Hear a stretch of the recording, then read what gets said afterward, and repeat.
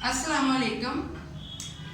Hope so this video will find you in well health, and the topic of discussion is presenting hacks part 2 that discusses with the presentation. पीछे हम देख के आए कि हमारे पास presenting skills या oral presentation हमारे पास क्या होती है, उसको जो है वो बेहतर बनाने के, उसको करने के कौन कौन से एलिमेंट्स होते हैं। आज हम देखेंगे कि जो प्रेजेंटेशन ऑन द बोर्ड या ऑन द स्लाइड्स हमारे पास होती है, ठीक है, वो अब तो ऑलमोस्ट हमारे पास ऑन द स्लाइड्स ही हो रही होती है। उसको सबसे पहले कि हमारी जो प्रेजेंटेशन है उसको बनाने का तरीका क्या है, आप उसको पीपीटी पे जाएं, पीपीटी उसकी बनाए पावर पॉइंट के ऊपर। MS वर्ड की ही एप्लीकेशन है पावर पॉइंट, आप उसके ऊपर जाकर उसकी प्रेजेंटेशन बना सकते हैं। ठीक हो गया जी। द नेक्स्ट थिंग इज कि अब आपने ये देखना है कि प्रेजेंटेशन बहुत सारे ऐसा हो रहा होता है कि एक टॉपिक आपको दे दिया जाए, फॉर एग्जांपल एजुकेशन, उसके ऊपर बच्चे 46-47 स्लाइड्स ले आए। This is wrong. हम लोग क्या कर रहे होते हैं, हम बाकायदा सॉफ्टवेयर में जा रहे होते हैं, अपना जो है डिज़ायर वर्ड लिख रहे हैं और वो 47-48 जितनी भी स्लाइड्स आपके पास आ रही हैं, ये लो जी ठीक हो गया, कॉपी पेस्ट वाला काम करके हम आ जाते होते हैं। तो ये चीज़ आपके पास गलत होती है। ठीक है, आप पावर पॉइंट पे जाएं, MS वर्ड की एप्लीकेशन है पावर पॉइंट, और ख़ास तौर पर प्रेजेंटेशन के लिए आप वहाँ पर जाएं, जाके प्रेजेंटेशन बनाएं। ठीक हो गया जी। उसके बाद आपके पास प्रेजेंटेशन, अभी हमने बात की कि प्रेजेंटेशन बनाए, तो प्रेजेंटेशन के अंदर बहुत सारी चीज़ें होती हैं जो मैटर कर रही होती हैं, यानी ऑन द स्लाइड। जैसे फॉर एग्जांपल जो आपकी जो सबसे फर्स्ट वन स्लाइड होती है, अगर मैं आपको इसकी बेसिक्स की तरफ लेके चलूँ तो जो हमारे पास जो सबसे पहले जो फर्स्ट वन स्लाइड हमारे पास होती है वो हमारे पास बिस्मिल्लाह की होनी चाहिए। आप एक सीक्वेंस में चले, ये नहीं होना चाहिए कि 1 के बाद आपने 2 के बाद 9 लिख दिया हो, 1, 2 और 9, ये वाला सीक्वेंस नहीं लेके आना, 1, 2 के बाद 3 पे जाना। सबसे पहले आप बिस्मिल्लाह के लेके आए, देन आप अपनी जिस आप फॉर एग्जांपल कॉलेज से हैं या किस आप लेट्स सपोज यूनी से हैं या किस आप इंस्टीट्यूशन से, किस अदारे से हैं, उसको बताना, और साथ में आप उसका कोई लोगो या तस्वीर वगैरह ऐड कर सकते हैं। ठीक है जी। उसके बाद आप चले जाएं अपने टॉपिक के ऊपर, टॉपिक का जो आपके पास टाइटल हो आप वो लिखें। उसके बाद आप उसके बारे में जो चीज़ जानते हैं वो लिखें। उसके बारे में आप उसकी ब्रीफ सी एक डिटेल दे सकते हैं। अब इसके अंदर जो मज़े की बात अब ये है कि बहुत सारे लोग उन स्लाइड्स को भर देते हैं और वो इतनी मैसी होती हैं कि वो देखने वाले को, आपकी जो प्रेजेंटेशन है वो स्लाइड्स हमेशा सॉफ्ट होनी चाहिए।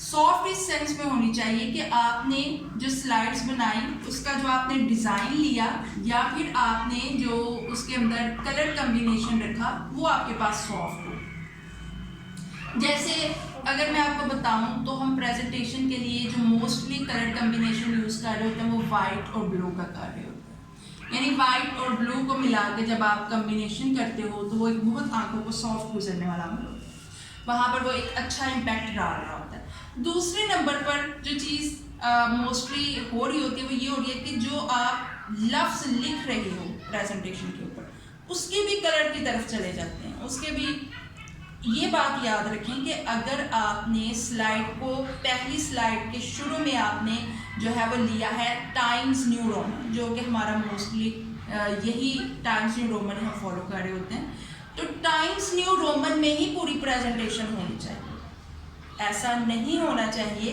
कि आपने एक जगह पर टाइम्स न्यू रोमन ले लिया, अच्छा यहाँ पर ये सही लग रहा है, और टाइटल पे कि नहीं यार यहाँ पर तो ये चीज़ नहीं अच्छी लग रही, तो मैं ऐसे करती हूँ या मैं ऐसा करता हूँ कि मैं यहाँ पर कैलोरी ले लेती हूँ, ये चीज़ करें।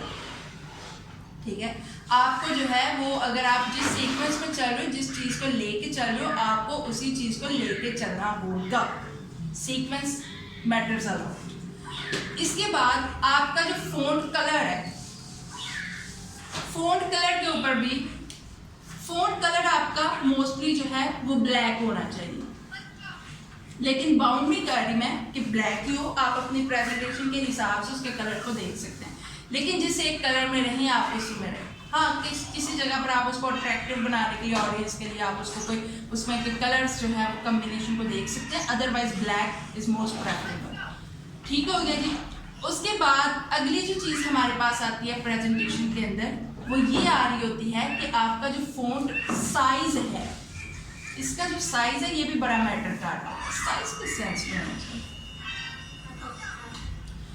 साइज इस तरह से होना चाहिए कि जो आपके पास सामने वाली जो ऑडियंस है उसे वो देखने में नजर आए, इसका साइज इतना तो लाजमी होना चाहिए कि जो पीछे बैठा बच्चा है या पीछे बैठा बंदा है उसको भी वो नजर आ रहा हो, और जो सबसे पहले बैठा हो आगे बैठा हो उसको भी नजर आ रहा हो। तो फॉन्ट साइज भी बहुत मैटर करता है।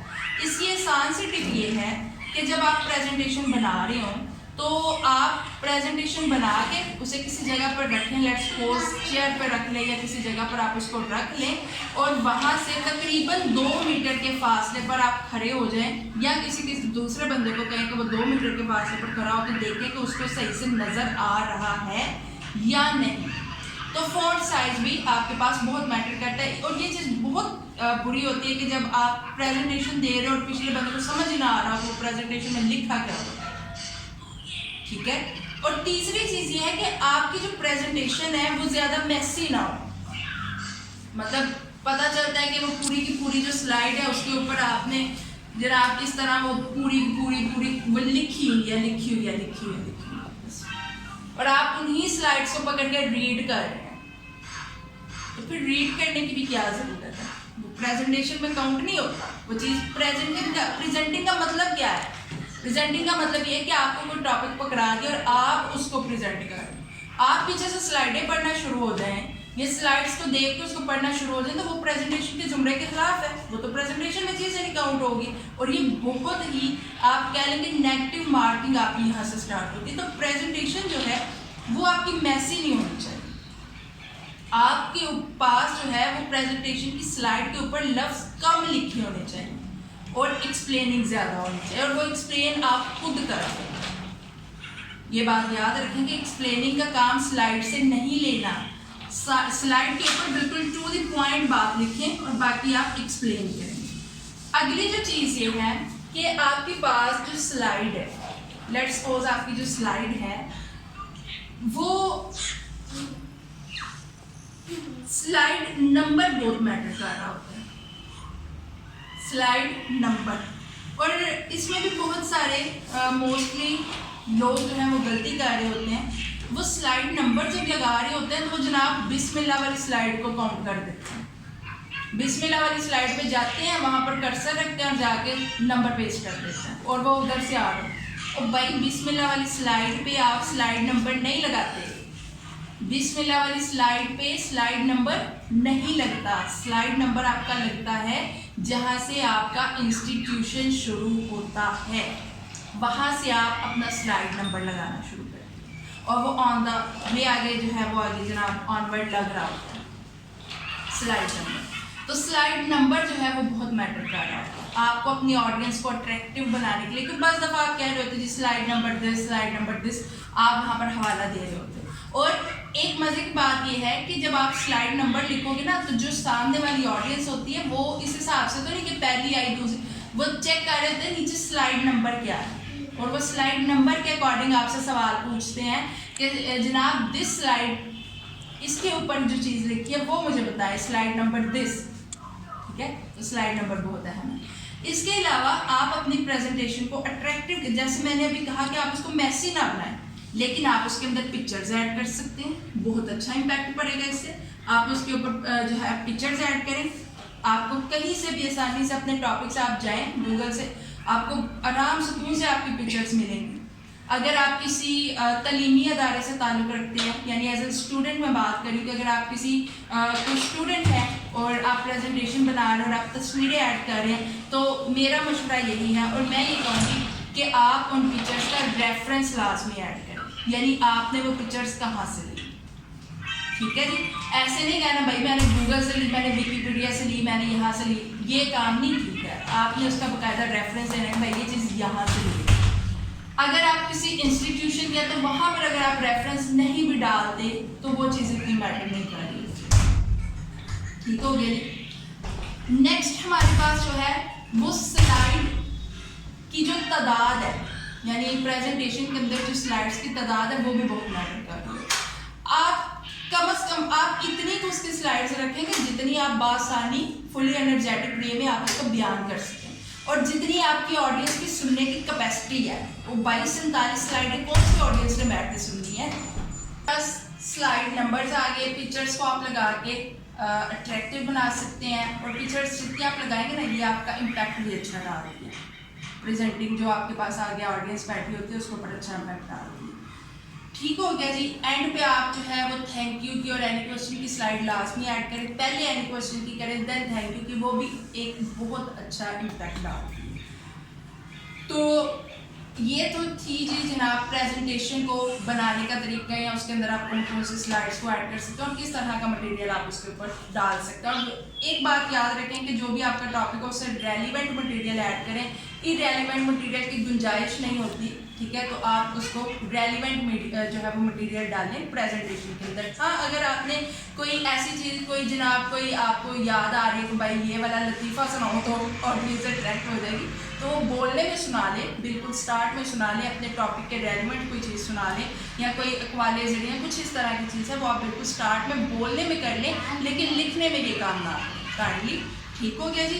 तो ये तो थी हमारी प्रेजेंटेशन हैक्स, ये आपने लास्ट में देखा और ये हर लेवल पर आपके लिए यूज़फुल है। फर्दर अगर किसी का कोई सवाल हो वो कमेंट सेशन में आए, अपना सवाल पूछे और इंशाल्लाह उसका जवाब मिलेगा। द नेक्स्ट थिंग इज़ कि आप चैनल को सब्सक्राइब लाजमी करें और वीडियो को लाइक भी किया करें और शेयर भी किया करें। Thank you so much. मिलते हैं आगे वीडियो के साथ। अल्लाह हाफिज़।